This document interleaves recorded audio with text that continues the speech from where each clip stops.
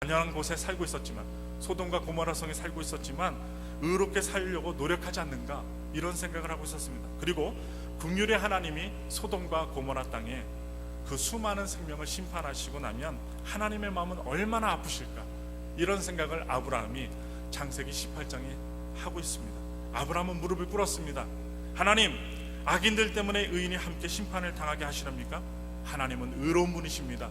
저희 조카 롯을 살려주옵소서. 하나님의 마음을 잘 알고 있는 아브라함은 하나님의 마음에 합당한 기도를 드리기 시작합니다.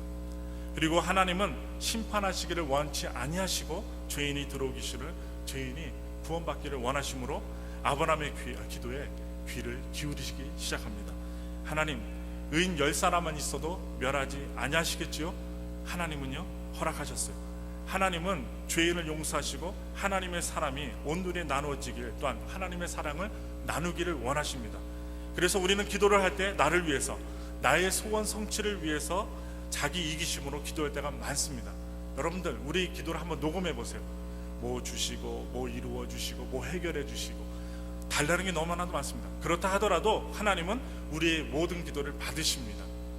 그래서 기도하는 자에게 무엇으로 사랑을 베풀까 하나님은 생각하십니다. 그러나 더 좋은 기도는 이웃을 위하여, 타인을 위하여 기도하는 것입니다. 바로 중보기도입니다. 중보기도를 들어주시기를 기뻐하시는 하나님 앞에 나를 위해서, 그리고 이웃을 위해서 기도하는 하나님의 자녀가 되시길 예수님의 이름으로 축원합니다. 롯이 어떻게 됐을까요?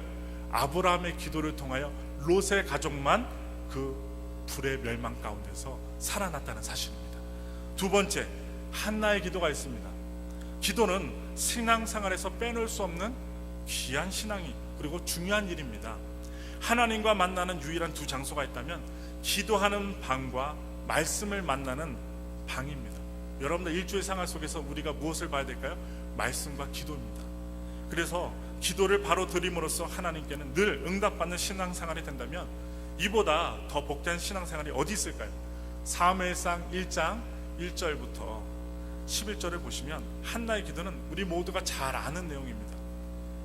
무엇입니까? 한나는요, 하나님께 마음의 기도를 드렸어요. 통탄의 기도를 드렸어요. 11절을 보시면 한나의 기도는 모두가 잘 아시는 기도인데, 한나의 기도 동기는 사랑을 잃어버린 여인의 아픔에서 시작되었습니다. 남편이 있습니다. 본인이 본처예요. 근데 아기를 못 낳았어요. 그래서 어떻게 해요? 첫 불임나가 들어왔습니다. 한나에게는 자녀가 없었는데, 여러분, 농경사에서 자녀가 없는 아내는요, 언제든지 퇴출될 수 있었습니다. 쫓겨날 수 있었다고요. 그런데 한나의 생에 가장 큰 위기를 만납니다. 한나는 이 위기에서 하나님께 나아갑니다. 성도님들이요, 어려운 일들이 다가왔을 때 목회자이든 성도든 누구한테로 가야 될까요? 사람보다는 하나님께로 나가야 됩니다. 하나님을 바라보고 하나님께 기도해야 됩니다. 하나님과 만날 수 있는 방으로 들어가야 됩니다. 바로 이 한나가 아기가 생기지 않고 첩이 들어왔을 때, 분인나가 들어왔을 때 분인나는 아기를 순풍순풍 납니다. 5명 이상의 아기를 낳습니다. 그러니 어떻게 자기는 1명도 못 낳는데 아기를 3명 이상 낳았던 분인나에게 얼마나 홀대를 받고 어려웠겠어요. 그런 신앙의 위기에서 하나님을 의지할 수 있는 절호의 기회가 되었다는 사실입니다. 우리가 문제가 생길 때요, 하나님께 나아가면 기회가 됩니다. 하나님이 역전시켜 주십니다. 한나의 기도 동기는 자기 자신의 문제 해결이었지만 기도하는 중에 서원하는 기도로 내용이 바뀝니다. 달라고 했던 기도에서 주시면 하나님께 바치겠습니다 하는 기도의 동기가 바뀌었어요. 그래서 아들을 주시면 하나님께 바치겠다는 강구로 바뀝니다. 하나님의 마음에 합한 기도였습니다. 이미 엘리 제사장은 하나님이 보시기에 건강한 제사장 역할을 하지 못하고 있었습니다. 비둔했어요. 그리고 몸을 움직이지 못했어요. 항상 의자에 앉아 있었어요. 무엇일까요? 몸도 늙고 가정을 잘 이끌어가지 못하고 있었다는 것입니다. 하나님은 하나님이 쓰실 사람을 찾고 계셨습니다. 한나가 애통하여 기도할 때 긍휼히 여기시고 한나의 기도에 귀를 기울이십니다. 그리고 응답해 주셨습니다. 그 응답에 한나는 성실히 서원을 지켰습니다. 젖을 뗀 이후에 그 아이를 어디에다 맡길까요? 하나님이 계시는 거룩한 성전에 그 아이를 맡깁니다. 우리 가정에도 문제가 있으면 기도방에서 하나님을 만나는 가정이 되시길 예수님의 이름으로 축원합니다. 세 번째입니다. 솔로몬의 기도가 있습니다. 열왕기상 8장 22절부터 30절에 보시면 솔로몬의 기도에는 몇 가지 특징이 있습니다. 솔로몬은 우선 그 솔로몬은 우선 자기가 누구이며 어떤 왕이며 또한 자기가 무엇을 해야만 하는 사람인지를 잘 알고 있는 지혜로운 사람이었습니다. 우리는 우리 자신을 잘 알아야 됩니다. 내가 무엇을 해야만 하는가, 이 교회에서, 가정에서, 또한 이 지역에서 우리가 무엇을 해야만 하는가, 목적의식이 분명해야 됩니다. 솔로몬은 그런 목적의식을 잘 아는 훌륭한 지혜로운 왕이었습니다. 솔로몬이 왕으로 나왔을 때 나이가 정확하진 않지만 미숙한 청년의 때였습니다. 그래서 그는 아직 국정을 살필 수 있는 특별한 수업도 받지 못했다고 볼 수 있습니다. 솔로몬은 이스라엘 백성들을 잘 섬겨야 할 사람이나 아직 어린 자신을 잘 알고 있었기 때문에 기도하는 그 솔로몬은 하나님께 돈과 명예와 여자와 국토를 원하지 않고 지혜를 구합니다. 자신이 어떤 사람인가를 잘 알아야 바른 기도를 드릴 수 있는데, 이 솔로몬은 자신을 너무나도 잘 알고 있었기 때문에 하나님께 바른 기도를 드릴 수 있었습니다. 아직 나이 어린 소년이 어린이 필요한 것을 구한다든지 어른이 어린아이들에게 필요한 것을 구한다면 그것은 잘못 기도를 구한 것일 것입니다. 그래서 이 솔로몬은 나는 왕이 되었습니다, 그러나 능력이 부족합니다 라고 자신을 고백하며, 또한 이 솔로몬의 기도는 하나님이 기다리신 기도였다는 것입니다. 이때 하나님의 백성을 하나님이 사랑하시는 것처럼 솔로몬도 백성을 사랑하기 위해서 하나님께 기도했습니다. 하나님은 이렇게 말씀하셨습니다. 들어보세요. 내가 구하는 것은 당연히 내가 주리라. 그리고 너의 기도가 내 마음에 합했다. 그런 거로 구하지 아니한 부귀와 영화도 주리라. 너 자신을 위해서 큰 군대나 오래 살 수 있도록 해달라는 것은 구하지 아니하였다. 그러므로 내가 훌륭한 왕이 되도록 내가 너를 도우리라. 군대도 명예도 돈도 구하지 않았어요. 지금 여기 앉아 계신 분들 가운데 자녀의 문제, 물질의 문제, 생활의 문제, 건강의 문제, 관계의 문제, 누구나 다 갖고 있습니다. 우리가 구할 것 먼저 구해야 되겠죠. 그러나 하나님께서 원하시는 것을 우리가 구할 때 우리가 구하지 아니한 우리의 구체적인 문제까지도 이 솔로몬과 같이 해결해 주시고 응답해 주신다는 것을 잊지 마시고, 자기를 위한 기도가 아닌 하나님의 영광과 이웃을 위한 기도를 하나님은 기다리신다는 것입니다. 네 번째입니다. 어떤 기도가 있을까요? 히스기야의 기도입니다. 열왕기하 20장 2절부터 3절입니다. 다 같이 열왕기하 20장 2절부터 3절에 다 같이 합독하겠습니다. 앞에 스크린에 나온 이 성구를 다 같이 함께 읽겠습니다. 히스기야가 낯을 벽으로 향하고 여호와께 기도하여 가로되 여호와여 구하오니 내가 진실과 전심으로 주 앞에 행하며 주의 보시기에 선하게 행한 것을 기억하옵소서 하고 심히 통곡하더라. 히스기야는 유대 14대 왕입니다. 그가 왕이 있는 동안 아수르 군대가 항상 쳐들어왔어요. 침입해 왔어요. 그래서 나라는 풍정등화, 바람에 날리는 등불과도 같았습니다. 자신은 죽을 병에 걸려 절박한 상황이 되었습니다. 그가 너무나 간절한 심정으로 벽을 향해 얼굴을 돌리고 눈물을 흘리면서 무릎을 꿇고 통곡하며 병명 기도를 드립니다. 여러분, 너무 심한 고통을 겪으면요, 기도가 안 나와요. 눈물밖에 안 나와요. 그리고 통곡도 안 나옵니다. 그런데 얼마나 힘이 들었으면 힘들고 죽을 지경이 있는데 통곡이 나오고 아무도 안 보고 하나님만 보겠다고 병명 기도를 드렸던 이 히스기야 왕, 그 기도를 들으신 하나님은 그의 생명을 15년이나 연장시켜 주십니다. 또한 18만 5천 명의 적군이 밤에 잠을 자고 일어났더니 다 멸절시켜 주시는 하나님의 은혜를 경험하게 됩니다. 참 신기하죠? 칼 하나 쓰지 않고 전쟁 일으키지 않고 밤새 하나님께서 죽음의 천사를 보내셔서 18만 5천 명을 단숨에 멸절시키십니다. 히스기야의 기도란 히스기야 왕이 인생의 가장 힘든 상황에서 드렸던 간절한 기도를 말하고 있습니다. 히스기야는 이처럼 간절히 기도했습니다. 우리도 히스기야의 기도를 배워야만 합니다. 오늘 이 시간 성찬을 위해서 기도할 때 히스기야의 기도를 드렸으면 좋겠어요. 이사야서 38장 5절에 나옵니다. 내가 내 기도를 들었고 내 눈물을 보았노라. 내가 내 수완에 15년을 더하고 내 기도를 들었고 내 눈물을 보았노라. 여러분, 거룩한 성전에 나와 여러분들이 혼자 계시는 외로운 그 처소에서 하나님께 눈물로 간절히 기도할 때 하나님이 오늘 히스기야에게 하셨던 말씀과 같이 내가 내 기도를 들었고 내 눈물을 보았노라 말씀하실 것입니다. 이렇던 하나님께서는 히스기야의 기도에 응답하셨습니다. 히스기야의 기도를 들으신 하나님은 바로 우리의 하나님이십니다. 히스기야가 기도했다면 우리도 할 수 있고, 히스기야의 기도를 들으셨다면 우리의 기도도 들으실 것입니다. 시편 39편 12절입니다. 여호와여 나의 기도를 들으시며 나의 부르짖음에 귀를 기울이소서. 내가 눈물 흘릴 때 잠잠하지 마옵소서. 대저 나는 주께 객이 되고 거류자가 됨이 나의 모든 열조 같으니이다. 여러분들의 인생에서 히스기야나 시편의 기자처럼 기도해야 할 때는 언제입니까? 바로 오늘이라는 것입니다. 바로 지금이라는 것입니다. 나중에 기도하지 마시고 지금 기도하시고, 또한 어려운 문제들이 있으실 때 저에게도 기도 제목 주시면 함께 새벽에 기도하도록 하겠습니다. 다섯 번째입니다. 다니엘의 기도가 있습니다. 다니엘은 기도의 사람이었습니다. 다니엘이 자기 집으로 돌아가서 그 동무 하나냐와 미사엘과 아사랴에게 그 일을 고하고 하늘에 계신 하나님이 그 은밀한 일에 대하여 긍휼히 여기사 자기 다니엘과 동무들이 바벨론의 다른 박사와 함께 죽임을 당치 않게 하시기를 그들로 구하게 하니라. 다니엘서 2장 17절 18절의 말씀입니다. 다니엘은 위급한 상황에서 위급했던 때를 기도로 극복합니다. 어려울 때, 목숨이 위태로울 때, 자리가 위태로울 때 그때 기도했습니다. 다니엘서 6장 10절을 볼까요? 다니엘이 이 조세 어인이 지킨 것을 알고도 자기 집에 돌아가서는 그 방에 예루살렘으로 향하여 열린 창에서 전에 행하던 대로 하루 3번씩 무릎을 꿇고 기도하며 그 하나님께 감사하였더라.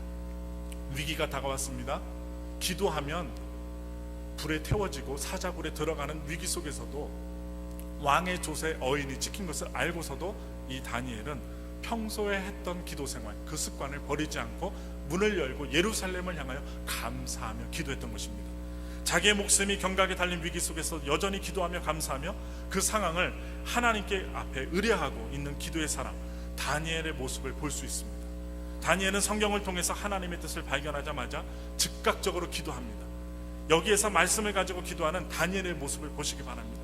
다니엘은 승리의 방편으로서 기도의 중요성을 깨달았습니다. 알고 있었습니다. 또한 인식했습니다. 다니엘은 응답받는 기도의 핵심이 회개임을 알고 있었어요. 회개. 물론 다니엘은 유대 민족이 고난에서 해방될 것을 기도했습니다. 중보기도했어요. 그럼에도 불구하고 그것만이 그의 기도의 전부가 아니라는 것을 알고 있었습니다. 오히려 다니엘의 기도는 죄에 대한 자복에 집중되어 있습니다. 자신의 죄를 회개합니다. 그는 그 민족에 대해서 기도하면서 그 민족의 범죄를 자복했던 것입니다. 우리가 어떻게 기도해야 될까요? 우리 대한민국을 위해 기도해야 됩니다. 이 미국 땅을 위해 기도해야 됩니다. 그리고 나서 우리 가족과 우리 자신을 위해서 기도해야 됩니다. 여러분, 우리 자신만을 위해서 기도하면 이기적인 거예요. 그런데 이상한 그의 기도에서 주목할 만한 것은 그 민족의 범죄 가운데 자신의 범죄도 포함되어 있다는 사실을 그가 인식했다는 것입니다. 저 사람들, 이스라엘 사람들은 다 범죄했습니다. 그러나 저는 깨끗합니다. 이렇게 기도하지 않았어요. 저도 죄인입니다. 그리고 우리 민족 이스라엘 백성도 용서하여 주옵소서. 같이 함께 용서해달라고 기도했어요. 많은 경우 우리는 이웃들과 민족들을 위해서 기도할 때 나와 상관없는 것처럼, 나와 상관없는 대상인 것처럼 기도를 합니다. 그러나 다니엘은 민족의 고난을 자기 자신의 책임으로 통감했습니다. 응답받는 기도의 가장 중요한 핵심은 회개에 있습니다. 우리들의 그 많은 기도가 하나님의 보좌를 움직이지 못하는 이유는 우리가 자기 자신의 삶을 철저히 회개하지 않는 데 있는 것입니다. 목회자가, 성도들이 우리의 죄를 철저히 회개할 때 하나님이 응답해 주시고 하늘의 문을 열어주실 것입니다. 다니엘의 기도에 대하여 하나님은 어떻게 응답하셨는지가 다니엘서 9장 20절부터 23절에 나와 있습니다. 아마도 성경에 나온 모범적인 기도들 가운데 가장 빠른 속도로 응답된 기도가 바로 이 부분, 다니엘의 기도일 것입니다. 다 같이 함께 봉독할까요? 내가 이같이 말하여 기도하며 내 죄와 빚 내 백성 이스라엘의 죄를 자복하고 내 하나님의 거룩한 산을 위하여 내 하나님 여호와 앞에 간구할 때 곧 내가 말하여 기도할 때에 이 중에 본 그 사람 가브리엘이 빨리 날아서 저녁 제사를 드릴 때 즈음에 내게 이르더니 내게 가르치며 내게 말하여 가로되 다니엘아 내가 이제 내게 지혜와 총명을 주려고 나왔더니 곧 내가 기도를 시작할 즈음에 명령이 내렸으므로 이제 내게 구하러 왔느니라. 너는 크게 은총을 입은 자라. 그런즉 너는 이 일을 생각하고 그 이상을 깨달을지니라. 다니엘이 기도할 때 하나님의 응답은 언제부터 시작되었습니까? 성경은 기도를 시작하자마자 하나님께서 행동을 시작하였다고 말씀하고 있습니다. 천사를 보냈다라고 말씀하고 있습니다. 내가 기도하고 있는 그 문제에 관하여 응답을 주시기 위하여 천사를 동원하시는 하나님, 그 하나님의 놀라운 모습을 보시기 바랍니다. 때때로 우리는 기도할 때 하나님과 나 사이의 거리가 너무나도 멀게 느껴질 때가 있습니다. 기도하다가 기도가 안 나올 때도 있어요. 기도는 드리는데요, 1시간이요 한 10시간 같고요, 10분 기도 드리는데 그 10분 기도가 1시간 같이 느껴질 때가 있어요. 하나님 보좌가 너무 멀게 느껴집니다. 그러나 하나님의 보좌는 먼 곳에 있지 않습니다. 오늘 다니엘처럼 우리가 하나님 앞에 기도 드릴 때 하나님께서 우리가 기도를 시작할 때 하나님은 역사해 주실 줄 믿습니다. 하나님은 시간과 공간을 초월하여 즉각적으로 내 기도를 들으시고 즉각적으로 천사를 동원하는 또한 역사를 주관하시는 전능하신 하나님이십니다. 기도를 일단 시작하면 하나님께서 다 들으시고 판단하십니다. 그리하여 자신의 뜻에 합당하다고 판단되면 하나님의 역사는 기도하는 그 순간부터 시작이 되는 것입니다. 그래서요, 저도 우리 새신자들을 비롯해서 저한테 기도의 제목을 주신 분들, 기도를 할 때 벌써 하나님은 좋은 일을 만들어 놓고 해결해 주시고자 역사하심을 저는 믿고 있습니다. 이 사실을 깨달을 때 얼마나 흥분된 기대를 가지게 됩니까? 기도할 때마다 이 놀라운 사실을 느낄 것입니다. 또한 이 다니엘의 이 말씀을 기억하시면서 기도하시길 부탁을 드립니다. 놀라운 하나님을 보십시오. 기도하지 않았기 때문에 창백했던 모습을 회개하며 기도를 또한 열심히 드리고 또한 간절히 드리고 또한 정직하게 드릴 때 위대한 하나님의 응답의 부흥이 우리의 삶 속에 넘쳐날 줄 믿습니다. 기도하고 있던 다니엘에게 하나님께서는 천사를 통해 그 민족의 역사에 가는 것을 보여줄 뿐만 아니라 이스라엘 백성의 역사 속에, 아니 전 인류 역사 속에 이루어질 가장 중요한 어떤 사실을 가르쳐 주셨어요. 그건 누구만 알까요? 다니엘만 알 것입니다. 왜? 비밀로서 가브리엘 천사를 통해 말씀하셨기 때문에. 여섯 번째입니다. 겟세마네 기도가 있습니다. 마태복음 26장 36절부터 46절에 나오는데 보면 예수님은 십자가 앞에 두고 전심전력을 다해 기도드립니다. 겟세마네 동산에서 핏방울이 떨어지듯이, 땀이 핏방울 되듯이 하나님은 예수님을 통해 기도를 시키십니다. 왜 예수님은 이렇게 진지하게 기도하셨을까? 저도 곰곰이 생각해 봤어요. 그것은 예수님의 마음에 심한 갈등이 있었기 때문입니다. 여러분, 우리 가운데 고민이 있잖아요. 식은땀이 납니다. 어려움이 오잖아요. 마음에 근심이 있잖아요. 그것도 극도의 트라우마가 있잖아요. 에어컨을 아무리 틀어줘도 어떻게 될까요? 식은땀이 흐르는 거예요. 여러분, 옆에 있는 사람이 칼을 들고 우리를 죽이고자 목에다가 칼을 대면요, 땀을 흘리지 말라고 해도 식은땀이 줄줄 날 것입니다. 바로 예수님의 마음에 염려와 근심과 심한 갈등이 있었기 때문입니다. 아무리 생각해도 예수님이 지금 십자가 형틀에서 죽는다고 하는 것은 온당치 않다고 생각이 되어졌을 것입니다. 수많은 사람들을 구원해야 하는데 12제자마저 아직 제대로 키우지 못했고 잠자고 있고, 기도하자고 하는데 코 골고 잠자고 있어요. 또한 구원의 확신도 없었어요. 수많은 사람들이 흑암의 권세의 노예가 되었습니다. 죽어가고 있고 삼키고 있었습니다. 예수님이 옆에 없이 지낼 것을 생각하니 앞날이 걱정스러우셨어요. 동정심 많은 예수님은요, 이 땅에서 더 많은 사람들을 구원하실 다음 하나님께로 가야겠다는 그 마음에 십자가 짐이 온전치 않다고, 온당치 않다고 생각하셨을 것입니다. 그래서 죄인의 손에 잡히시고, 또한 예수님은 죄가 없으시는데 죄인의 손에 의해서 채찍을 맞고 죽어야 하니 얼마나 마음이 답답하셨을까요? 또한 불의한 재판을 받고 십자가의 처형을 받게 되면 악이 의를 이기게 되는 결과가 보여지니 얼마나 답답하셨을까요? 그래서 이렇게 말씀하십니다. 하나님 어찌하여 악이 의를 이기게 하십니까? 이런 마음을 품으셨을 거예요. 하나님 앞에 반문하였을지도 모릅니다. 2번씩이나 십자가를 지지 않게 해달라고 기도했습니다. 그러나 하나님은 예수님의 기도에 침묵하십니다. 아무 말씀도 안 하세요. 오히려 예수님의 기도가 하나님의 뜻을 이루는 자가 되도록 해달라고 하는 기도가 입술에서 나올 때까지 여러분, 하나님은 기다리셨어요. 드디어 예수님이 뭐라고 말씀하셔요? 하나님 아버지, 내 뜻대로 마옵시고 아버지의 뜻대로 하옵소서라고 기도가 바뀌게 될 때 예수님께서는 십자가로 나가십니다. 자기의 생각과 하나님의 뜻이 다를 때, 기도할 때 다를 때 그때 나가신 것이 아니라 자기의 마음의 기도가 하나님의 뜻과 합해질 때 그때 십자가의 처형을 받고자 나가십니다. 우리의 기도가 하나님의 뜻을 이루는 위대한 기도가 되어야 되겠습니다. 7번째입니다. 세례 기도가 있습니다. 우리가 생각할 때 하나님은 의인들의 기도를 들으시기를 좋아하시고 죄인들의 기도는 들어주지 않는 것처럼 생각하는 분들이 많습니다. 나는 죄가 많아서 내 기도는 안 들으실 거야. 저 옆에 계신 권사님, 저 옆에 계신 장로님, 저 옆에 계신 기도 많이 하시고 구제 많이 하시는 분의 기도는 들으실 거야. 그런데 내 기도는 안 들으실 거야. 이렇게 생각하시는 분들 의외로 많습니다. 그러나 예수님은 이렇게 말씀하셨습니다. 죄인 중에 죄인의 세례 기도를 하나님은 기쁘게 받아들이신다. 죄인들의 기도를 받아들이신대요. 내가 실수해서 혹시 내가 원치 않았지만 죄를 범했다 하더라도 하나님께 나아가는 일은 게을리하지 않는 성도님들이 되셨으면 좋겠어요. 그리고 하나님께 기도할 수 있어야 됩니다. 누가복음 18장 9절부터 14절에 보시면 어느 날 성소에서 가장 앞자리에 두 손을 높이 들고 서서 기도하는 사람이 있었습니다. 고개를 들었어요. 손을 들었습니다. 몸도 일어났어요. 그것도 어느 자리에? 제일 앞자리에서. 그리고 뒤에 사람 들으라고 유대인 한 사람이 기도합니다. 근데 한 사람은 많은 사람들에게 존경을 받는 바리새파 사람이었습니다. 손을 들었던 사람. 그는 하나님 앞에 자기의 종교 생활을 낱낱이 하려고요, 11조도 많이 드리고 헌금도 많이 드리고 구제도 많이 드리고 성경도 읽고 기도도 많이 드리니 저는 의인입니다. 제 기도를 받아주시옵소서 당당하게 큰 소리로 기도합니다. 의롭다고 자만했지요.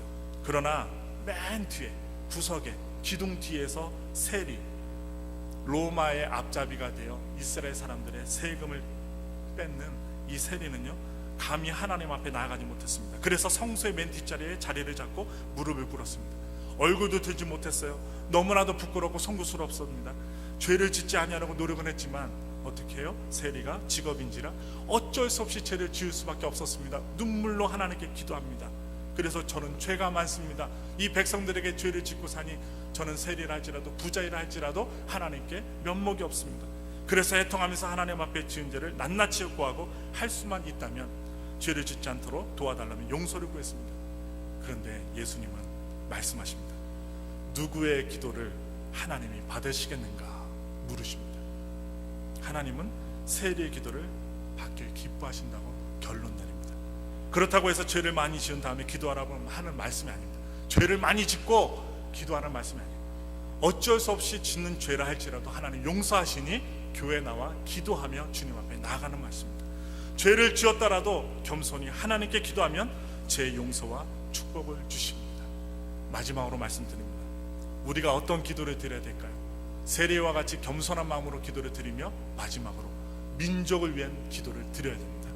디모데전서 2장 1절부터 2절을 보시면 높은 지위에 있는 사람을 위해서도 기도하라. 그리하여야 평온한 중에 신앙생활을 할 수 있다. 출애굽기 32장 30절부터 35절에 보시면 모세는요, 자기 민족을 위해서 기도하기를 이스라엘을 버리신다면 차라리 나의 이름을 생명책에서 지우시더라도 내 민족을 구원해 달라라고 기도하고 있습니다. 자기 생명책에서 지우시고 이스라엘 백성들 구원하여 주시옵소서. 사람은요, 가정의 범위를 어떻게 보느냐에 따라 그 사람의 그릇이 드러납니다. 피부치, 즉 핵가족만 가정이라고 보는 사람은요, 생리적인 존재입니다. 이러한 가족 개념은 생명을 가진 모든 것들의 기본적인 본능입니다. 곤충 내지는 조류들까지도, 동물들도요, 자기의 피부치를 목숨 걸고 살아갑니다. 이 담임 목사실 그 유리창 벽 옆에요, 뭐가 있냐면요, 둥지가 있어요. 비둘기가 있어요. 비둘기가요, 담임 목사실 바로 옆에, 유리창 옆에 둥지를 짓고 알을 깠어요. 그런데 놀라운 것은요, 저 위에가 얼마나 더워요. 40도가 넘는데도요, 그 알을 품고 있어요.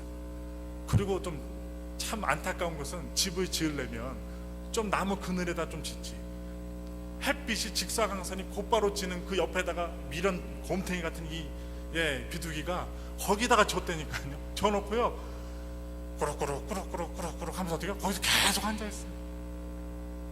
웃긴 것은요, 이 미련 곰탱이 같은 이 비둘기가, 죄송합니다, 비둘기라서 미련 곰탱이라고 합니다. 한 알이, 이 비둘기가 좀 움직이다가요, 엉덩이가 얼마나 큰지 한 알이 떨어졌어요. 툭 쳐갖고 떨어졌어요. 두 개를 낳는데 떨어져서 깨졌습니다. 얼마나 실망을 했던지 한 알을 남겨두고 도망가 버렸어요. 안타까워요. 그렇게 40도를 몇 날 며칠 견디고 부화하기까지 기다리다가 엉덩이 움직이다가 한 알을 떨어뜨리더니 실족을 했는지 한 알을 남겨두고 떠나서 지금은 그 한 알이 지금 옆에 있습니다. 궁금하시는 분들은 들어오셨다가 보셔도 됩니다. 동물들도요, 자기 자녀를 위해서 애써요. 힘을 써요. 그리고 어떻게 해요? 그 40도가 넘는 더위를 무릅쓰고 견뎌냅니다. 이거는요, 생존 본능적인 존재라는 거예요. 가족 개념. 그래서 농경사회에서 보통 대가족을 가족으로 봤는데 두 번째입니다. 대가족을 가족을 보는 사람도 있습니다. 당신은 넓은 농장을 소유하고 함께 생산해야 되는 상황입니다. 그래서 딸도 아들도 농사를 도와야 돼요. 이건 역시 육신의 삶의 방편으로 이루어진 가족의 체계입니다. 좀 더 넓은 뜻으로 사람들을 가족으로 보는 사람들도 있는데, 그래서 1990년대 초부터 동무는요 가족이라는 개념으로 싹 떴어요. 1990년대 이전에 뭐예요?